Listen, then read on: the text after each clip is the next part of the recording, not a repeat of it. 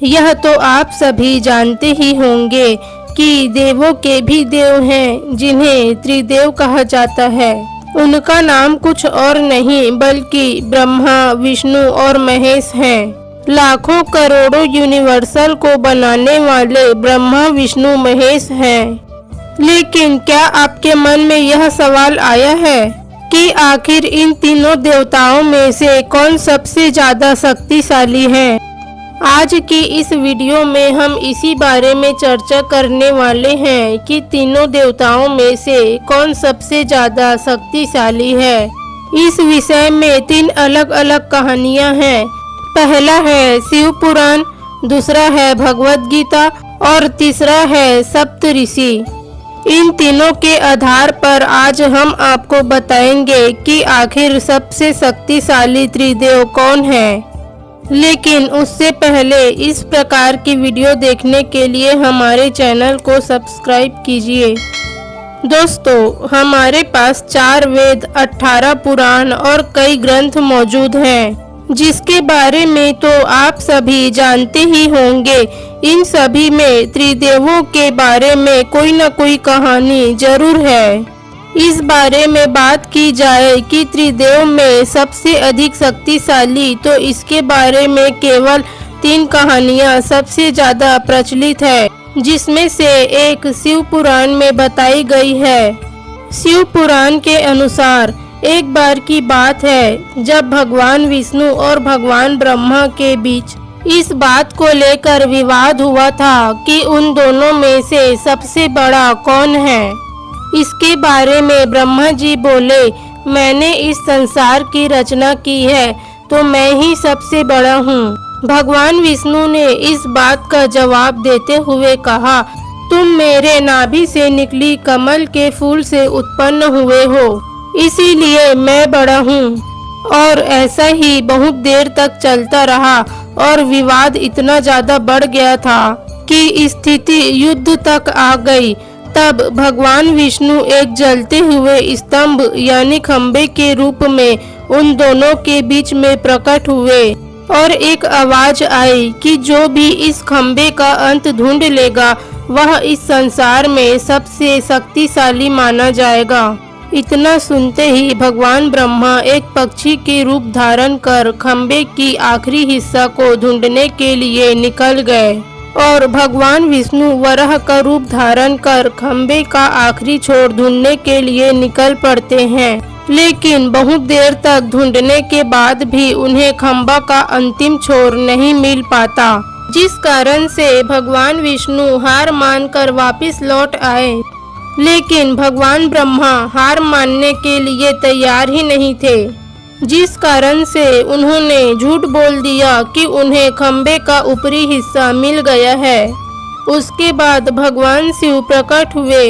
भगवान शिव ने क्रोधित होकर भगवान ब्रह्मा के पंचमुख में से जिस मुख में झूठ बोला था उसे काट दिया और इसके बाद भगवान ब्रह्मा को श्राप दिया कि आपको आज के बाद से संसार में कभी भी पूजा नहीं जाएगा। और भगवान विष्णु को वरदान दिया कि आपको मेरी तरह ही सम्मान और आदर के साथ पूजा जाएगा। अब हमें यह बात का तो पता चल गया है कि भगवान शिव भगवान ब्रह्मा और भगवान विष्णु से बहुत ही ज्यादा शक्तिशाली हैं, जिनके समान शक्ति इस दुनिया में कोई भी नहीं है। हालांकि यह कथा तो शिव पुराण में बताई गई है। तो चलिए अब हम बात करते हैं भागवत गीता में बताई एक और इसी विषय से संबंध रखने वाली कहानी। पर इस कहानी को जानने से पहले आप सप्त ऋषियों के बारे में जान ले। आप में से ज्यादातर लोगों को तो इस बात का पता होगा, पर जिन्हें नहीं पता है हम उनको बता दें। भगवान शिव ने जितने शिष्यों को शिक्षा का ज्ञान दिया था उन्हें सप्त ऋषियों के नाम से जाना जाता है। और इसकी कहानी इस प्रकार से है कि जब एक बार सप्त ऋषियों के बीच यह बात चल रही थी कि त्रिदेव में कौन सबसे ज्यादा शक्तिशाली, बुद्धिमान या कहे कि सर्वश्रेष्ठ हैं, तो उन्होंने ब्रह्मा, विष्णु और महेश की परीक्षा लेने की ठानी। लेकिन आखिर बात यह आई कि सप्त ऋषियों में से कौन त्रिदेव की परीक्षा लेने के लिए जाएगा। तब भृगु ऋषि सबसे आगे थे और भृगु ऋषि को इसके लिए चुना गया। सबसे पहले भृगु ऋषि भगवान ब्रह्मा के पास उनकी परीक्षा लेने के लिए पहुँचे। परीक्षा के रूप में उन्होंने भगवान ब्रह्मा को बहुत ज्यादा अपमान किया और ब्रह्मा क्रोधित हो गए, जिससे एक बात तो साफ हो गई कि भगवान ब्रह्मा सबसे ज्यादा शक्तिशाली नहीं थे। और भृगु ऋषि वहां से उनका अपमान करने के बाद चले गए। इसके बाद भृगु ऋषि भगवान शिव के पास गए और उनका मन भर कर अपमान किया, लेकिन शिव जी ने उन्हें माफ कर दिया, जिसे देखकर भृगु ऋषि बहुत ही ज्यादा खुश हुए और वहां से चले गए। भृगु ऋषि जब भगवान विष्णु के पास परीक्षा लेने के लिए गए, तब भगवान विष्णु अपने शेष नाग पर आराम कर रहे थे। ऐसा देख भृगु ऋषि को लगा कि मैं इनका अपमान कैसे करूं, लेकिन अंत में भृगु ऋषि ने भगवान विष्णु का अपमान करने के लिए उनकी छाती पर लात मारी, जिससे भृगु ऋषि को लगा कि शायद भगवान विष्णु को उनकी हरकत पर गुस्सा आएगा, लेकिन ऐसा कुछ भी नहीं हुआ। और भगवान विष्णु ने बिल्कुल भी गुस्सा न करते हुए उन्हें तुरंत भृगु ऋषि का पैर पकड़ लिया और उनसे कहने लगा कि महाराज, कहीं आपके पैर में कोई चोट तो नहीं आई, क्योंकि मेरी छाती काफी कठोर है, जिससे आपके पैर में चोट आ सकती है। यह सब देखकर भृगु ऋषि ने भगवान विष्णु से माफी मांगी और भगवान विष्णु ने उन्हें हंसते हंसते माफ कर दिया। जिसके बाद सप्त ऋषियों ने मान लिया कि ब्रह्मा, विष्णु और महेश में से जो सबसे ज्यादा शक्तिशाली, ज्ञानी और चतुर हैं, वे भगवान श्री विष्णु ही हैं। इस कहानी से यह बात साबित होती है कि भगवान विष्णु सबसे ज्यादा महान हैं। अब शिव पुराण और भागवत गीता के बाद बारी है सप्त ऋषियों के द्वारा बताई गई एक ऐसी कहानी, लेकिन यह कहानी थोड़ी अजीब और डरावनी है। दरअसल बात कुछ ऐसी है कि जब एक बार ब्रह्मा, विष्णु और महेश एक साथ बैठे हुए थे, तब शिव जी के मन में एक ख्याल आया, अगर उन्हें इस सृष्टि का विनाशक कहा जाता है तो क्या वह भगवान ब्रह्मा और भगवान विष्णु का भी विनाश कर सकते हैं।